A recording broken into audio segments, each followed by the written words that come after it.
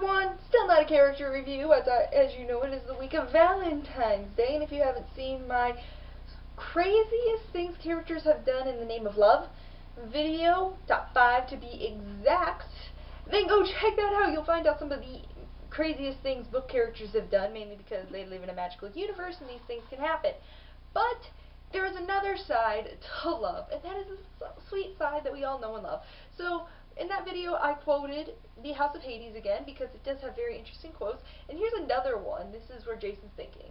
So Jason's thinking kind of to himself, by the way. He liked Piper's version better. Consider it kind and beautiful. Consider it kind and beautiful. A lot different than what Cupid had said earlier. Quest that never ends, demanding everything from you, no flowery softness. No. A lot different. So, this time around, we are looking at the kind, considerate, and beautiful aspects of love in our favorite book series, mainly the ones I have read. So, sorry if I'm not putting your favorite book series up here, but let's get started, and not all of them will be couples. So this is going to be chock full of spoilers, once again! So here we go. Number 5 comes in from Divergent. Yep, we all know this one, Divergent. And this one, 4 and Trish, they fall in love. And the sweet thing that happens in this is that 4 is helping her a lot so that she can train and hide her divergentness and stay alive, in contrast to everything. And he lets her go into his fear landscape, which again is sweet. It's so sweet that he did that, because again they just love each other. Okay, they love each other. It was meant to be. It's love. So that's number 5 for our sweet moment, him helping her, letting her go into his fear landscape. I love it. Number 4 coming in from Daughter of Smoke and Bone. Again, really it's coming in from Days of Blood and Starlight, and I only have Dreams of Gods and Monsters.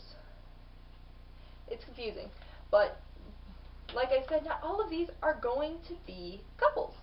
This one is from a half brother, half sister, because when Haziel died, oh, you feel feels, lots of feels for this guy, because you went through all the stages of grief when he died with Laraz. Laraz is his half sister. Haziel is Laraz's half brother, obviously. And when he died, she did a complete 180. She was like, what would Haziel do? What would Haziel do? She carried his body all the way to Karoo to try to get him to come back, and it kind of helped out too. And again, because they loved each other. They loved each other. They couldn't stand to see him go. Unfortunately, he did go. And after that, she was constantly going what would Haziel do? What would Haziel do? And that's love, and that's just so sweet. She's keeping his memory alive, and you gotta love that. Coming in at number 3 is from Ranger's Apprentice. So here I have the Ranger's Apprentice, The Lost Stories, and that's because we're talking about Gillian and Jen. So Gillian is another ranger, and Jen is one of Will's childhood friends, and they kind of have a thing going throughout the series. You get the idea that they like each other, they really love each other. So Gillian, he comes to the fete to watch the fete sometimes when Will and Halt go out and do their Ranger International thingy. But one time he comes here, he always goes to see Jen, and when he goes to see her, there's these guys that are attacking her. Now you might think I might be going to go, he came in there and he stopped them and said this really sweet thing. No, she fought against them because she was like, they're going to kill Gillian. No, not going to happen. Not on my watch. And she defeated them before he got there, and he's like, what? Okay.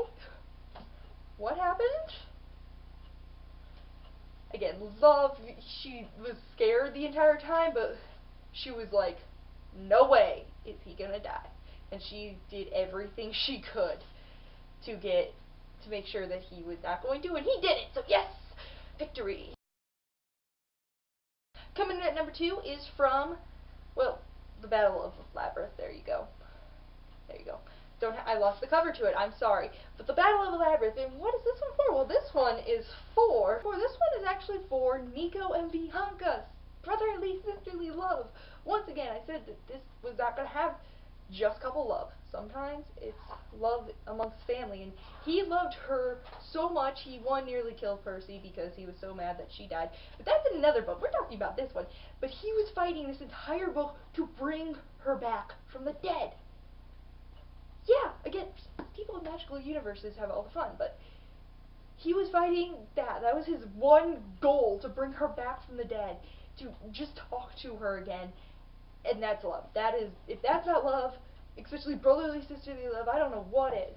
And then when she did come back, I think she like loved him in return and was like, I can't come back, you know I can't, you have to let this go, I am so sorry. And it was just such a sweet conversation.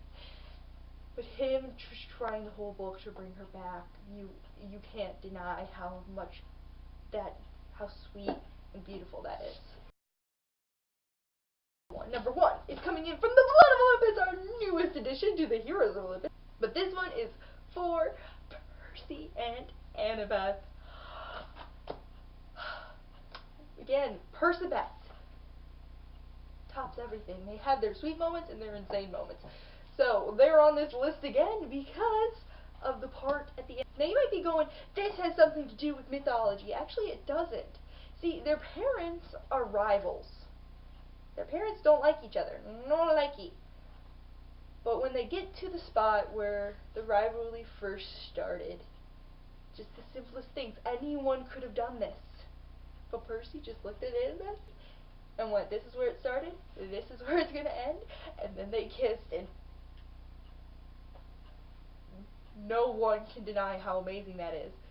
Especially coming from Percy, him saying that to Annabeth after they had gone through Tartarus, and it is the most sweetest, beautiful moment ever, and you're sitting there going, they're together for the rest of eternity. Doesn't matter. Eternity, they're together forever. It is so sweet, him just saying that, like, in the world of demigods and monsters and gods and whatever else mythology wants to throw at them. That's how they feel. That's what he did.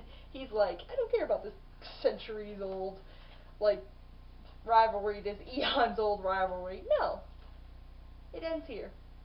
It ends right here. And he did. He kissed her and was like, it ends here.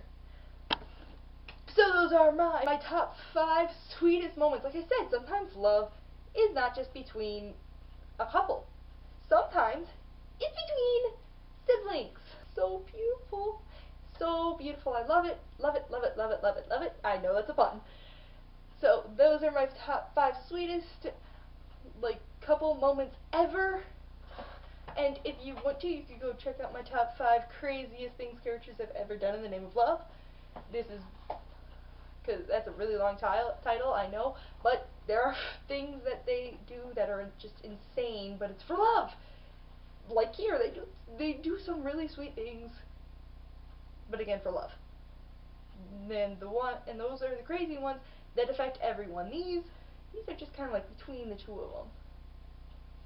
The crazy ones kind of involve a lot of other people. So go check that one out, and if you're watching this one second or first, or I don't know when you're watching this, but anyway, either way you're watching this, Happy Valentine's Day! Watch out for Cupid still, he's going to be flying around. Love is in the air. Hopefully you'll have a sweet moment, not a crazy moment, on this Saturday, Valentine's Day. So, thanks for watching. Bye!